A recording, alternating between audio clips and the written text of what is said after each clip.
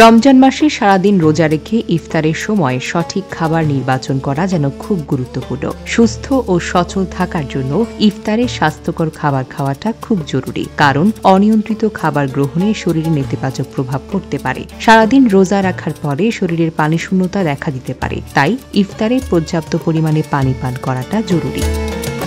খেজুর রোজাদারদের জন্য একটি আদর্শ খাবার। এটি দ্রুত গ্লুকোজ সরবরাহ করে, সারাদিনে রোজার পর শরীরের শক্তি পুনরুদ্ধার করে। এছাড়া এতে রয়েছে প্রচুর পরিমাণে ফাইবার, এটি হজমের জন্য উপকারী।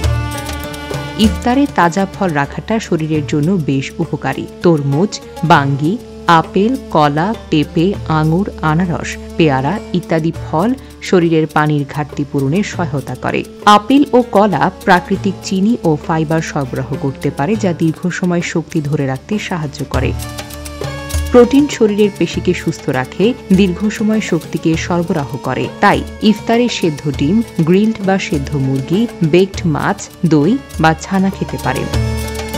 ইফতারে ছোলা রাখা একটি ভালো অভ্যাস। এটি প্রাকৃতিকভাবে প্রোটিন, ফাইবার, অ্যান্টিঅক্সিডেন্ট ও আয়রনের উৎস। তবে অতিরিক্ত মশলা বা ঝাল দিয়ে রান্না না করে সহজভাবে খাওয়াটাই উত্তম। কাঠবাদাম, কাজু বাদাম, সূর্যমুখী, তিসির বীজে প্রচুর স্বাস্থ্যকর ফ্যাট, প্রোটিন ও ফাইবার থাকে, যা দীর্ঘ সময় শক্তিকে ধরে রাখতে সহায়তা করে।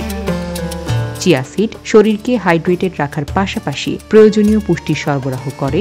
দই হজমের জন্য বেশ উপকারী, কারণ এতে ভালো ব্যাকটেরিয়া থাকে যা পেটকে সুস্থ রাখে। ইফতারে দই খেলে পেটের সমস্যা কমে যায়, শরীরটা সতেজ থাকে। রমজানে সুস্থ থাকতে হলে অতিরিক্ত ভাজা পোড়া, প্রসেসড খাবার এড়িয়ে চলতে হবে। স্বাস্থ্যকর খাবার খাওয়ার অভ্যাস গড়ে তুলতে হবে। পরিমিত ও পুষ্টিকর খাবার গ্রহণ করলেই রোজা পালন করা সহজ ও স্বাস্থ্যকর হবে। স্বাস্থ্যকর খাদ্যাভ্যাসে সুস্থ থাকুক, সুস্থ কাটুক আপনার রমজান।